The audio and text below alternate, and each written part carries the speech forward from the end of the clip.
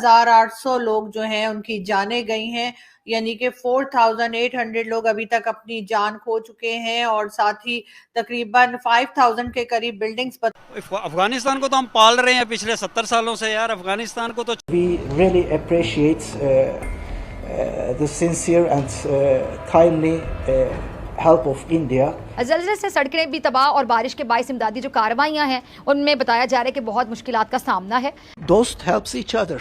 पाकिस्तान ने air space नहीं दी भारत को जब वो जाना चाह रहे थे, टर्की अपना जो रेस्क्यू टीम वहां पहुंचाना चाह रहे थे और सामान लेके जाना चाह रहे थे, तो उसके लिए भारत को जो है पाकिस्तान ने एयर स्पेस नहीं दी। तो बड़े अफसोस की बात है, ऐसा नहीं होना चाहिए था, क्योंकि इस वक्त मुश्किल घड़ी में भारत जो है वो मदद करना चाह रहा है और कर रहे हैं। तो उसमें टर्की की, तो उसमें पाकिस्तान को भी मदद करनी चाहिए थी। कोई इस तरह की स्टेटमेंट बाहर नहीं आई कि पाकिस्तान ने ऐलान किया हो कि तुर्की की हेल्प के लिए हम इतने पैसे इतनी कोई चीजें बेच रहे हैं।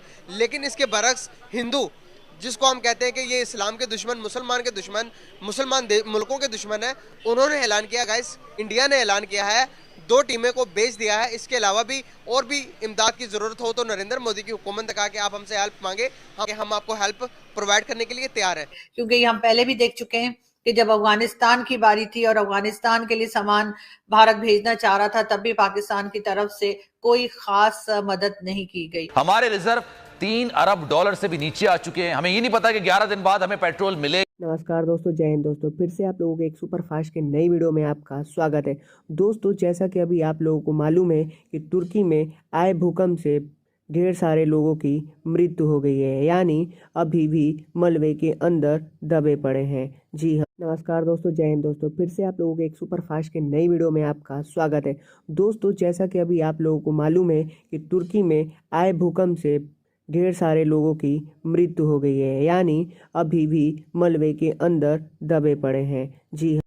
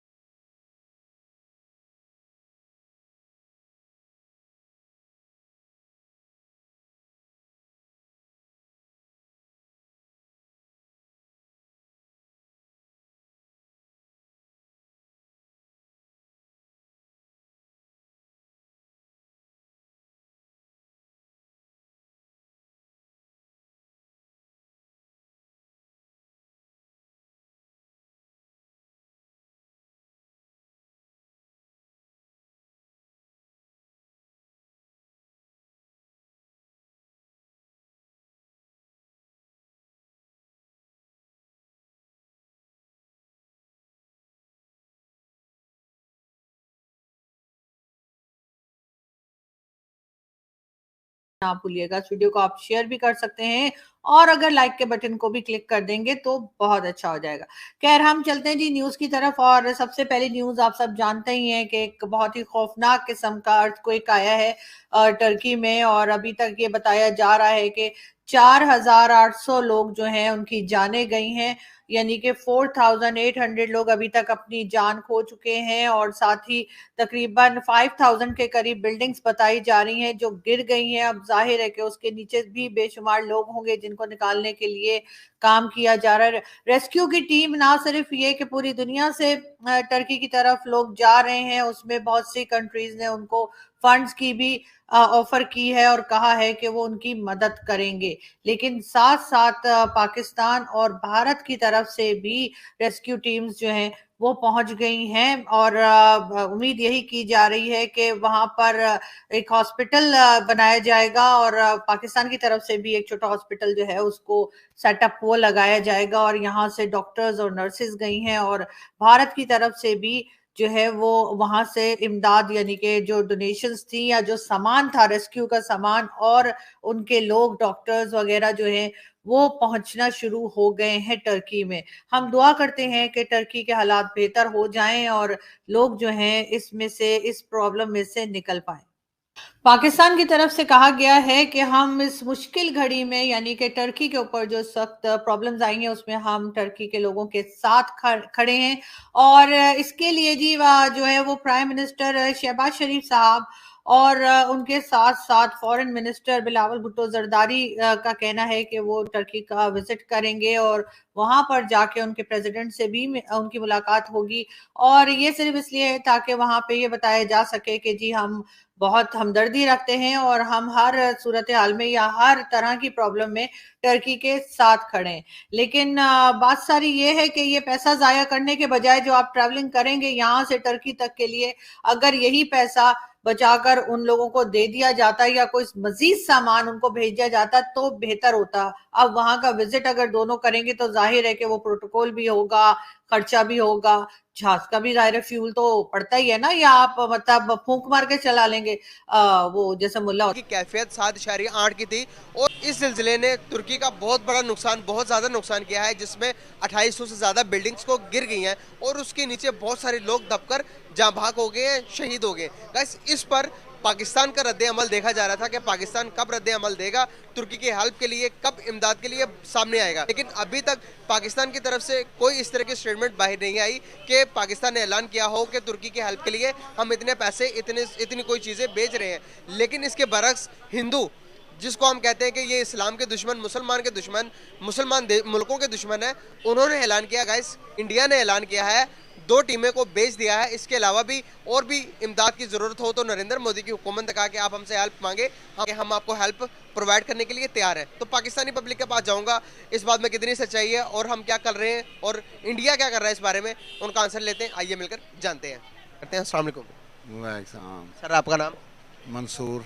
सर, बेसिकली आज का आपसे बात करने का पर्पस ये है, आपको पता है तुर्की के अंदर ज़िलज़िला है सर, उस ज़िलज़िला के अंदर तकरीबन 2800 इमारतें तबाह हो चुकी हैं, उसके जबत में उस इमारतों के अंदर लोग भी फंसे हुए हैं, तो बहुत ज़्यादा नुकसान हो गया तुर्की का। तुर्की इस्लामिक कंट्री है, हम कहते हैं कि हिंदू इस मुसलमानों के दुश्मन, मुसलमानों की जानों के दुश्मन, लेकिन इधर सबसे पहले ऐलान किया इंडिया के प्राइम मिनिस्टर मोदी ने कि भाई आप बताएं कि आपको क्या हेल्प चाहिए, और 2 टीमें भी भेज दी हैं वहाँ पर लोगों को निकालने के लिए। लेकिन इसके बरक्स पाकिस्तान, जो कि हम कहते हैं कि मुसलमानों के अलंबरदार हैं, हमारी तरफ से सब कुछ जाता है, लेकिन गवर्नमेंट ने अभी कोई ऐलान नहीं किया, क्या वजूहत है? वजह सीधी सी है, हमारे अपने पल्ले कुछ नहीं, हमने किसी को क्या, हम तो पहले भीख मांग रहे हैं, आपको समझ ही नहीं आ रही बात की। हम क्या देंगे, हमारे पास है क्या किसी को देने के लिए? हमारे पास खुद नहीं है, रोटी नहीं, बिजली नहीं है, पानी नहीं है, आटा नहीं है, गैस नहीं है, पेट्रोल नहीं है, कहाँ से दें? उनको क्या दें? हम पहले खुद तो खा लें। सर, फिर गवर्नमेंट तो कहती है कि भाई हमारे पास तो, गवर्नमेंट जो मर्जी कहती रहे, वो तो एक टाइटल है उनका, वो बोलना उनका बनता है। इधर अवाम के पास भी सब कुछ नहीं है, लेकिन गवर्नमेंट को ये बात कौन मनवाए कि भाई हमारे पास कुछ भी नहीं है? किसी को मनवाने की ज़रूरत नहीं, ये जो दुनिया चल रही है ना, सारा सिस्टम चल रहा है, सबको पता है, ऑटो पता है, हम मेरे से कई गुना ज़्यादा आपको पता है। सर, क्या पाकिस्तान दिवालिया हो सकता है? इसका मैं नहीं कोई राय दे सकता। जनरल बात कर दें, कोई जिस तरह के हालात चल रहे हैं, नज़र आ रहा है कि हम गलत ही जा रहे हैं। रिजर्व भी कोई नहीं बचे, है ही कुछ नहीं हमारे पास। आपको पहले ही तो इसका जवाब दिया है मैंने कि हम आपको इसको क्या देंगे, कहाँ से दें? सर, क्या हिंदुस्तान हमसे ज़्यादा ताकतवर है इस टाइम मायशती लिहाज से? इंडिया की 5वीं बड़ी मैशत बन गई, बड़ी है वो, आप उसको देखें, हमारे साथ 10 टाइम ज़्यादा है वो, मैशियत भी उसकी ज़्यादा, आबादी भी ज़्यादा है, रकबा भी ज़्यादा उसका। सर, कहीं भी मुश्किलात आती हैं तो हिंदुस्तान सबसे पहले कदम बढ़ाता है। अपनी अपनी सोच। जब एक घर बेहतर होता है ना, एक घर अच्छा, उसकी अच्छी इनकम हो, वो अच्छा कमाता हो, वो अपने घर वालों को फैसिलिटेट करता हो, तब वो नेबर की सोचेगा, तब वो कहेगा कि यार आज मेरा नेबर भूखा सोया है, चलो मैं आज उसको कुछ खाना दे दूं। हम हैं ही भूखे, हम खुद ले रहे हैं, हम एड्स लेते हैं, हमें तो भाना चाहिए। अर्थक्वेक है इस मुल्क में, सैलाब है इस मुल्क में, हम तो चाहते हैं कोई आफत आए, वो ब्लेसिंग इन डिस्गाइज। हम कहते हैं कि कोई आफत आए तो हमें फंड पब्लिक नहीं, हमारे मतलब ऑब्वियसली वही रिप्रेजेंट कर रहे हैं ना, हम इंटरनेशनल लेवल पे हम तो नहीं कर रहे ना, वही कर रहे हैं ना, वही हमारे रिप्रेजेंटेटिव तो वही है। इंडिया के साथ कैसे रिलेशन होंगे तुर्की के? आपके ख्याल में? देखें, ये जब पॉलिटिक्स की बात करते हैं तो हर मुल्क अपने मुफादात को मलूज़े खातिर रखता है, ठीक है, लेकिन डेफिनेटली जो हमारे तुर्की के साथ या टर्की के साथ रिलेशन है वो इंडिया के नहीं हो सकते, कभी नहीं हो सकते। ठीक है, अब अगला सवाल ये है, या अगली मैं आपको खबर ये बता रहा हूँ कि सबसे पहले जब अर्थक्वेक आया है अभी तुर्की में, सबसे पहले जो हेल्प के लिए अनाउंस किया है, ऐलान किया, वो इंडिया ने किया है और 2 कंसाइनमेंट भी भेज दी हैं। सर, इंडिया से आप अपना मुआवजा ना करें।